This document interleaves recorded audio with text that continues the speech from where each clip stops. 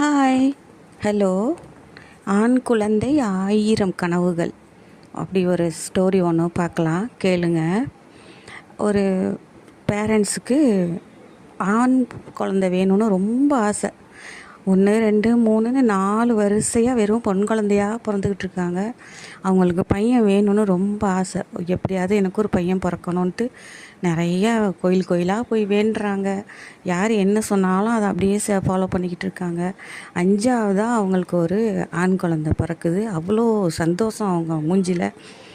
நிறைய எவ்வளோ வருஷத்தோட கனவு, நமக்கு நினச்ச மாதிரி கடவுள் ஒரு ஆண் குழந்தைய கொடுத்துட்டாங்கங்கிறது அவங்களுக்கு அப்படி ஒரு சந்தோஷம்.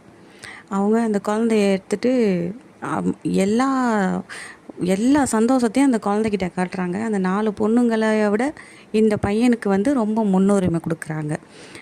பையன்னு அந்த பொண்ணுங்களும் தன்னோட தம்பி அப்படிங்கிற மாதிரி 4 பொண்ணுங்களுமே அவங்க தம்பியை ரொம்ப நல்லா பார்த்துக்கிறாங்க.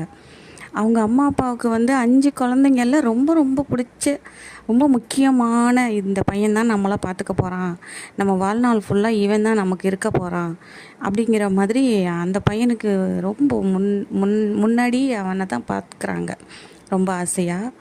ஒரு சாப்பாடு செய்யும்போதும் சரி, ஏதாவது அவனுக்கு கொடுக்கும்போது அந்த பொண்ணுங்களோட ஒரு படி அதிகமாக அந்த பையனுக்கு போய் சேரும்.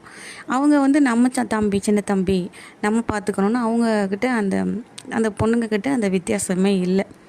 அப்படியே அந்த குழந்த வளருது. என்ன கேட்டாலும் எல்லாரையும் விட அந்த பையனுக்கு தான் அவங்க ஃபஸ்ட்டு கொடுப்பாங்க. எல்லாருமே படிக்கிறாங்க. பொண்ணுங்களையும் படிக்க வைக்கிறாரு, பையனையும் படிக்க வைக்கிறாரு. அந்த பொண்ணுங்க நல்லா படிக்கிறாங்க. அவங்களுக்கு தானாகவே படிப்பில் ஒரு இன்ட்ரெஸ்ட் இருக்குது. 4 பொண்ணுங்களும் நல்லா படித்து நல்ல நல்ல வேலையில் போய் சேர்ந்துடுறாங்க. இந்த பையனுக்கு ரொம்ப செல்லம். என்ன கேட்டாலும் கொடுப்பாங்க. அவனோட இஷ்டம்தான். அவனுக்கு நோ அப்படிங்கிற வார்த்தையே கிடையாது. என்ன கேட்டாலும் எவ்வளோ கஷ்டப்பட்டாலும் அந்த பையனுக்கு அவங்க தந்துடுவாங்க. அதாவது பாவம் குழந்தை கஷ்டப்படக்கூடாது அப்படிங்கிற ஒரு மைண்ட்லேயே இருக்காங்க. அவனை காலேஜில் கொண்டு போய் சேர்க்குறாரு. 1 காலேஜ் 2 காலேஜ் அவன் என்ன படிக்கணும்னு சொல்கிறானோ அங்கெல்லாம் கொண்டு போய் சேர்க்குறாங்க. அவனுக்கு படிப்பில் இன்ட்ரெஸ்ட்டே இல்லை, அவனுக்கு படிப்பே வரல. எப்படியோ ஸ்கூலை பாஸ் பண்ணிட்டான். காலேஜில் கொண்டு போய் 2 இடத்துல சேர்த்து அவனுக்கு படிப்பே வரல. எனக்கு அந்த காலேஜ் பிடிக்கல, அந்த ப்ரொஃபஸரை பிடிக்கல அப்படின்ட்டு ரிட்டன் வந்துடுறான். இவரும் காலேஜை மாற்றி பார்க்குறாரு, ஒரு டிகிரியாவது முடித்து டிகிரி வாங்கிடுவானா அப்படின்ட்டு. ஆனால் அவனுக்கு ஹாஸ்டல்லையும் இருக்க மாட்டேங்கிறான், வீட்டுக்கு ஓடியாந்துடுறான். அப்புறம் அந்த டிகிரியை அவன் கம்ப்ளீட் பண்ணாமலேயே அந்த காலேஜை விட்டு வெளியில் வந்துடுறான். இந்த பொண்ணுங்கள்லாம் நல்ல போஸ்டிங்கில் இருக்காங்க. எல்லா பொண்ணுங்களுக்கும் நல்லபடியாக கல்யாணம் பண்ணி கொடுத்துட்றாங்க. அவங்கவுங்க எல்லோரும் ஃபேமிலியாக செட்டில் ஆகிட்டாங்க. இந்த பையனுக்கு கல்யாணம் பண்ணணும் அப்படின்னு பார்க்கும்போது அவன் அந்த பையனோட மைண்டில் நான் வெளிநாட்டுக்கு போய் நிறையா சம்பாதிக்க போகிறேன், எனக்கு எல்லோரும் காசு கொடுங்கன்னு சொல்லி அவங்க அக்காங்க எல்லாருமே பணம் போட்டு ஆசைப்பட்றான். அவங்க அம்மா அப்பாவும் சொல்கிறாங்க, அவன் கேட்குறான்ல, நீங்கள்லாம் ஹெல்ப் பண்ணணும், அவனை வெளிநாட்டுக்கு அனுப்புங்க, அவன் நல்லா இருப்பான் அப்படின்னு சொல்கிறாங்க. எல்லோரும் பணம் கட்டி அவனை வெளிநாட்டுக்கு அனுப்பி விட்றாங்க. இவன் வெளில போகிறான். அங்கே அவன் என்ன வேலை செய்கிறான், என்ன பண்ணுறானே யாருக்குமே தெரியல. நிறையா பணம் அனுப்புகிறாங்க. ஆனால் இவன் வீட்டுக்கு அம்மா அப்பா கிட்டே பேசும்போது, என்கிட்ட காசு இல்லை, நான் ரொம்ப கஷ்டப்படுறேன், எனக்கு ஏதாவது காசு கொடுங்கன்னு சொல்லி அவங்க அப்பா கிட்டே கேட்டால் அவர் அந்த வயசில் கஷ்டப்பட்டு பிள்ளைங்களுக்கு தெரியாமல் அவனுக்கு பணம் அனுப்புகிறாரு. பாவம், என் பிள்ளை ரொம்ப கஷ்டப்படுறான், அவன் அங்கே என்ன கஷ்டப்படுறான்னு உங்களுக்குலாம் என்ன தெரியும் அப்படின்னு சொல்லிட்டு இவர் ஏதாவது கொடு, எங்களுக்கு கொஞ்சம் பணத்தை அனுப்பு, உனக்கு சேவிங் பண்ணு அப்படின்னு ஒன்றுமே சொல்ல மாட்டேங்கிறாரு. பையன் கஷ்டப்படுறான், அவன் சொல்கிறது மட்டும்தான் அவருக்கு மைண்டில். கஷ்டப்படுறானே அப்படின்ட்டு இவர் 20,000 25,000 இவருக்கு முடிஞ்ச பணத்தை இங்கே இருந்துக்கிட்டு அவனுக்கு அனுப்பிக்கிட்டு இருக்கிறாரு. ஒரு 20 வருஷம் அவன் சிங்கப்பூர் வெளிநாட்டில் இருக்கிறான். அப்படி இருக்கும்போது ஒரு நாள் யார்கிட்டையுமே சொல்லாமல் வீட்டுக்கு வந்துட்டான்னா அவன் கையில் எதுவுமே கிடையாது, ஒரு லக்கேஜு ஒன்றுமே கிடையாது. அப்படியே வந்துட்டான். கதவை தட்டுறான். எல்லாருக்கும் ஒரே ஷாக்கு. என்னாச்சுன்னொன்னே, நான் வந்துட்டேன், அங்கே எனக்கு கொஞ்சம் கஷ்டம், என்கிட்ட ஒன்றும் இல்லை அப்படின்ட்டு ஒரு ₹1 காயின் கூட அவன் கையில் இல்லை. அப்படியே வந்துட்டானோன்னு அவங்க சிஸ்டர்ஸ்லாம் வந்துட்டாங்க. தம்பி வந்துட்டானே, என்னாச்சு அப்படின்னு பார்த்தா அவன்கிட்ட ஒன்றுமே இல்லை. அதுக்கு முன்னாடியே அவங்க அப்பா என் பிள்ளை ரொம்ப கஷ்டப்படுறான், அவங்ககிட்ட நீங்கள் ஒன்றுமே பேசக்கூடாது, அவங்ககிட்ட இது சம்மந்தமாக நீங்கள் எதுவுமே பேச வேணாம், எதுவுமே கேட்காதீங்கன்ட்டு. இந்த பொண்ணுங்க சும்மா இருந்தாலும் அவங்க வீட்டுக்காரவங்களாம் கேட்குறாங்க, என்ன அவனை வெளியில் அனுப்புனீங்க, என்ன அப்படி வந்திருக்கான், எதுவுமே கேட்க மாட்டீங்களா, நீனும் கேட்க மாட்டேங்கிறீங்க, எங்களையும் கேட்க விட மாட்டேங்கிறீங்க, உங்கள் அப்பா அம்மாவும் ஒன்றுமே பேச மாட்டேங்கிறாங்க, அவனை இப்படியே விட்டா எப்படி அப்படின்னோடனே எல்லோரும் சமாதானம் பண்ணி சரி அவன் வீட்டில் இருக்கட்டும்னு சொல்லிட்டு அவங்கவுங்க வீட்டுக்கு போயிட்டாங்க. சரி அவனுக்கு கல்யாணமாவது பண்ணி வைக்கலாமா அப்படின்னு பார்க்கும்போது அவன் அந்த பையனோட மைண்டில் நல்லா சம்பாதிக்கிற பொண்ணு வேணும், நல்லா அந்த பொண்ணு சம்பாதிக்கணும், அவ்வளோதான்.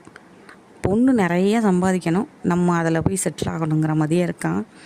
நிறையா அலைன்ஸ் வருது, இவங்க ஊர்லேயே சொந்தக்கார பொண்ணுங்கள்லாம் வராங்க, அவன் எல்லாத்துக்கும் நோ சொல்லிக்கிட்டே இருக்கான். அப்புறம் அவனாக ஒரு லிஸ்ட் எடுத்து வச்சுக்கிட்டு அவங்களெல்லாம் போய் பார்க்குறாங்க. அதில் எல்லா பொண்ணுங்களுமே நல்லா சம்பாதிச்சு செட்டில் ஆன பொண்ணுங்களாக இருக்காங்க. இவன் ஃபஸ்ட்டே நீங்கள் யாரும் ஒன்றுமே பேசக்கூடாது, அங்கே வந்து ஓகே சொல்லணும், அவ்வளோதான். நீங்கள் எதுவுமே என்ன பேசி என் லைஃப்பெல்லாம் நீங்கள் ஸ்பாயில் பண்ணக்கூடாதுன்னு சொல்லி தான் வீட்டில் எல்லாரையும் கூட்டிகிட்டு போகிறான். பிடிக்காமலேயே எல்லோரும் போகிறாங்க. அப்படி போன இடத்துல ஒரு பொண்ணை பார்க்குறாங்க, சும்மா பார்க்கலான்னு சொல்லி தான் அவன் கூட்டிகிட்டு போகிறான். பார்த்தா அங்கேயே ஸ்பாட்லேயே அந்த பொண்ணு வீட்டில் பேசி யாரையும் நீங்கள்லாம் பேசக்கூடாதுன்னு சொல்லி அங்கேயே ஓகே சொல்லிடுறான்.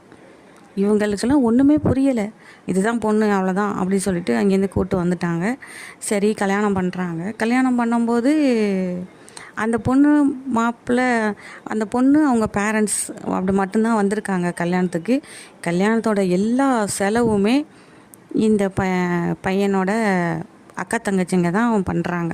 அக்காங்க தான் எல்லாமே செலவு பண்ணுறாங்க, கிராண்டாக பண்ணுறான். சொல்கிறான் அந்த பொண்ணுக்கு வந்து காஸ்ட்லியாக ஒரு 50-60 புடவை எடுக்க சொல்கிறான். அந்த பொண்ணுக்கு நகை வந்து பையன் வீட்டிலேருந்தே கொடுக்குறாங்க. அந்த பொண்ணு ஒன்றுமே எடுத்துக்கிட்டே வரல, அந்த பொண்ணுக்கிட்ட ஒன்றுமே இல்லை. அவளோட ட்ரெஸ்ஸு எல்லாமே பையன் வீட்டு சைட்லேருந்தே எடுத்து கொடுக்குறாங்க. இவங்க வீட்டில் யாருக்குமே ஒன்றுமே புரியலை என்ன தான் நடக்குது அப்படின்ட்டு. இவன் ஒருத்தரையுமே பேச விடலை, நான் சொல்கிற மாதிரி நீங்கள் செய்யணும் அவ்வளோதான்ட்டு. சரி கல்யாணம் நல்லபடியாக முடிஞ்சால் பரவாயில்லன்ட்டு எல்லாம் சைலண்டாக பார்த்துட்ருக்காங்க. மேரேஜை முடிச்சிட்டாங்க. மேரேஜை முடித்து அந்த பையனை அந்த பொண்ணு வந்து அப்படியே அதோட அந்த மண்டபத்துலேருந்தே கூட்டிக்கிட்டு போயிடுச்சு, அவ்வளோதான். அந்த பையன் அப்படியே அவங்க வீட்டில் போயிருக்கான். இவங்க வீட்டில் அவன் ஒரு டீ டம்ளர் கூட எடுத்து அந்த சைடு எடுத்து வைக்க மாட்டான். அங்கே போனால் அந்த பொண்ணுக்கு எல்லா வேலையும் அவன் தான் பண்ணுறான். உங்கள் அக்கா ஒரு நாள் போய் சரி தம்பி என்ன பண்ணுறான் பார்க்கலான்ட்டு அங்கே போகிறாங்க. போனால் டீ போடுறான், அந்த பொண்ணுக்கு ட்ரெஸ் அயன் பண்ணி வைக்கிறான், அவளுக்கு வேலைக்கு போகும்போது செப்பல் எடுத்து கொண்டு போய் கையில் கொடுக்குறான், சமையல் பண்ணி கொடுக்குறான், பேக் எடுத்துகிட்டு போய் கையில் கொடுக்குறான். இந்த பொண்ணுக்கு அப்படியே கஷ்டமாக இருக்குது, என்ன செஞ்சுக்கிட்டு இருக்கிறான் இவன், நம்ம வீட்டில் எப்படி இருந்தான்னு போய் சொல்கிறாங்க. என்னடா வேலை பார்க்குற, ஏன்டா செப்பல்லாம் தூக்கிட்டு போகிறேன்னா, நீ பேசாமல் இரு எனக்கு தெரியும் அப்படின்னு சொல்லிட்டு அமைதியாக இருக்க சொல்ல அந்த பொண்ணால் அந்த வீட்டில் இருக்கவே முடியல. கொஞ்சம் அந்த பையனுக்கு கொஞ்சம் காசை கொடுத்துட்டு நான் வரேன்னு சொல்லிவிட்டு அவங்க வந்துட்டாங்க. வந்து உங்கள் சிஸ்டர்ஸ் எல்லாம் பேசிகிட்டு இருக்காங்க, அவன் என்ன இப்படி இருக்கிறான், ஒரு மாதிரி வேலைக்கு போகலை, அந்த பொண்ணு தான் வேலைக்கு போகிறா அப்படின்ட்டு இப்படி ஃபேமிலி போயிட்டுருக்கு. அவனுக்கு 3 குழந்தைங்க இருக்காங்க. அப்படியே அவன் வேலைக்கெல்லாம் போகலை, அந்த பொண்ணை பார்த்துக்கிட்டு வீட்டை பார்த்துக்கிட்டு பிள்ளைங்கள பார்த்துக்கிட்டு அப்படியே இருக்கான். அப்படியே சின்ன சின்னதாக சண்டைங்கள்லாம் வருது வீட்டில் இருக்கிறாங்கிற மாதிரி. அந்த பொண்ணோட பேச்சை கேட்டுக்கிட்டு தான் அந்த வீட்டிலையே அவன் ரன் பண்ண முடியும். அந்த மாதிரி ஒரு சிச்சுவேஷனில் இருக்குது. கல்யாணம் பண்ணியாச்சு, 3 குழந்த பிறந்தாச்சு. அப்பையும் அங்கேருந்து ஃபோன் பண்ணி காசு கொடுங்க, எனக்கு செலவுக்கு காசு கொடுங்க, சாப்பாட்டுக்கு காசு கொடுங்க, என் பிள்ளைங்களுக்கு ஏதோ வாங்கிறதுக்கு காசு கொடுங்கன்னு சொல்லி அவங்க அக்காங்கக்கிட்டேயும் காசு வாங்கிக்கிறான். அவங்க பேரண்ட்ஸ் இந்த வயசுலையும் அவன் கேட்கும் போதெல்லாம் காசு கொடுக்குறாங்க. அவங்க என்ன நினைக்கிறாங்கன்னா, குழந்த கஷ்டப்படுறான், நம்ம பையன் வந்து பாவம், எந்த நிமிஷம் வரைக்கும் பாவம்னே யோசித்து அவனுக்கு கேட்கும்போதெல்லாம் இவர் கஷ்டப்பட்டு பணத்தை கொடுத்துக்கிட்டே இருக்காங்க. அதாவது இவங்க ஒரு நிமிஷம் கூட அவனை போயிட்டு நீ உனக்கு ஒரு வயசு ஆயிடுச்சு, நீ ஒரு குடும்பத்தில் இருக்க, நீ ஒரு பெரிய பையன் ஆகிட்ட, நீ கொஞ்சம் கஷ்டப்படணும், நீ ஒரு வேலைக்கு போகணும், அப்போ தான் அந்த பிள்ளைங்களுக்கு ஒரு முன்மாதிரியாக இருப்ப, நீ கொஞ்சம் என்ன சேலரியாக இருந்தாலும் பரவாயில்ல, நீ ஒரு வேலைக்கு போ அப்படின்னு இவங்க பேரண்ட்ஸ் வந்து அவன்கிட்ட சொல்லவே மாட்டுறாங்க.